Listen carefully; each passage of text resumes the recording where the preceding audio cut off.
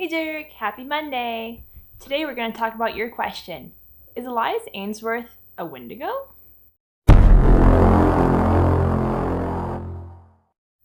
Hey guys, welcome back to our channel. Today we're going to talk about our son's namesake, Elias Ainsworth from the Ancient Magus Bride.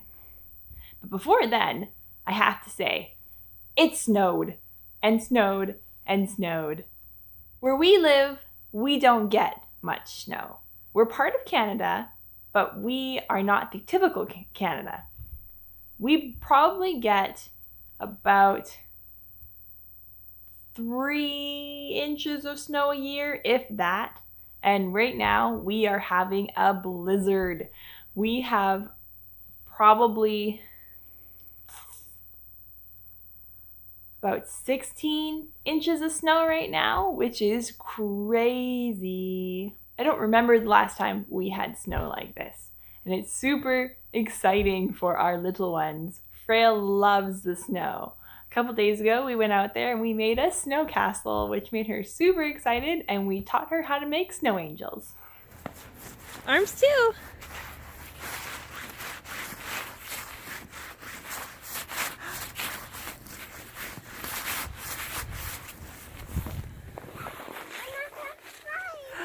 You did it!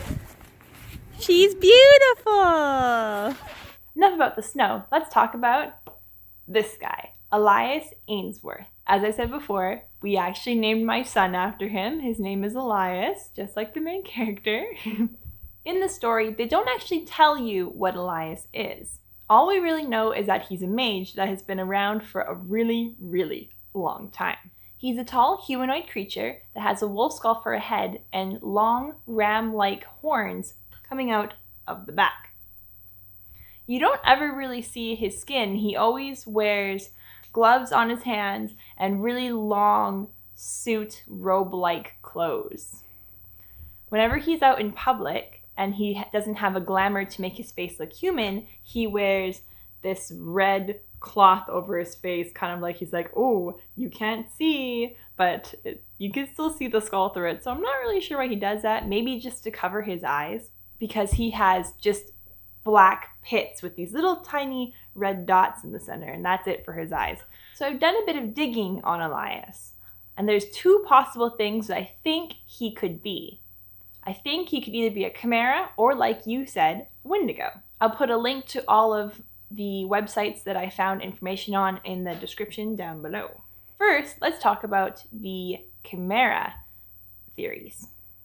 A chimera is a mixture of 2 different creatures or more, 2 or more creatures to create one being.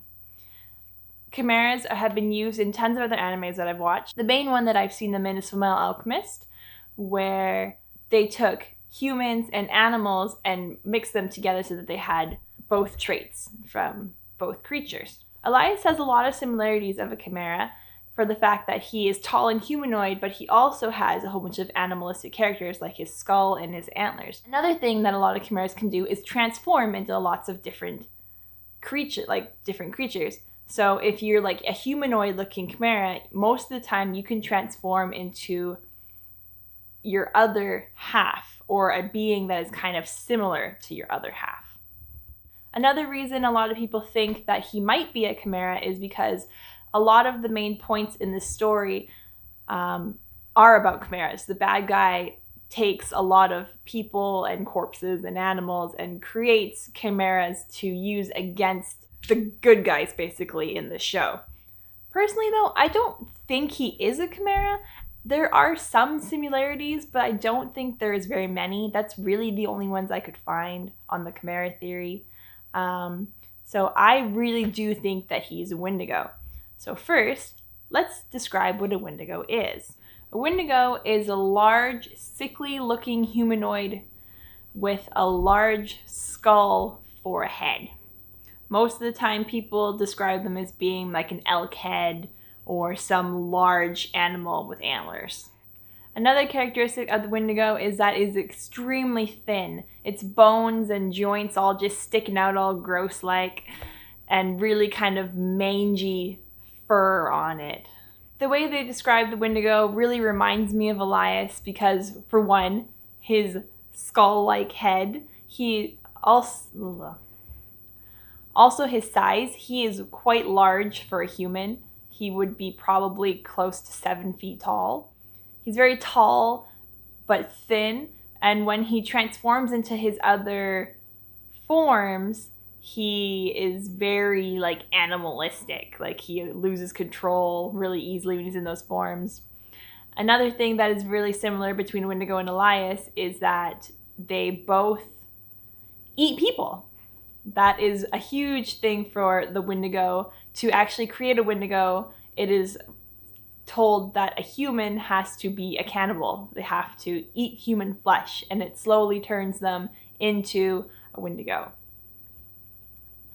Another source that I read is that some Wendigos were actually shamans or some sort of magic users that turned themselves into a Wendigo by eating people.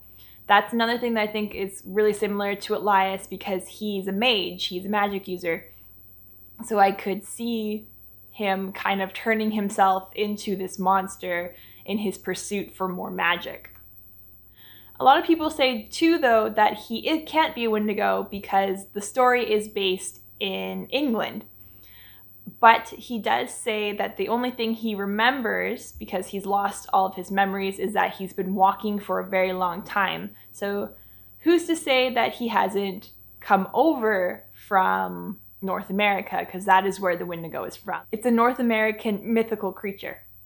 The only thing that I can kind of think kind of debunks the Wendigo theory is that Elias can change his form. He has a whole bunch of different forms that he turns into the show, and from what I know, I haven't really heard of a Wendigo changing its form once it turns into a Wendigo, but that could also just be because he's a mage, so that he just uses his magical power to turn himself into other creatures, but I'm not really sure about that one. So out of all of the points that I've talked about for the Chimeras and the Wendigos, I do think that he's a Wendigo. There's just more similarities out of the two, so I do think Elias Ainsworth is a Wendigo. All right, Dirk, so that leads me to my question for you. Besides the Wendigo, because I know you love them, what is another mythical creature that you think is cool? All right, everyone, that's it for today. Please like, comment, and subscribe. And I will see you on Wednesday.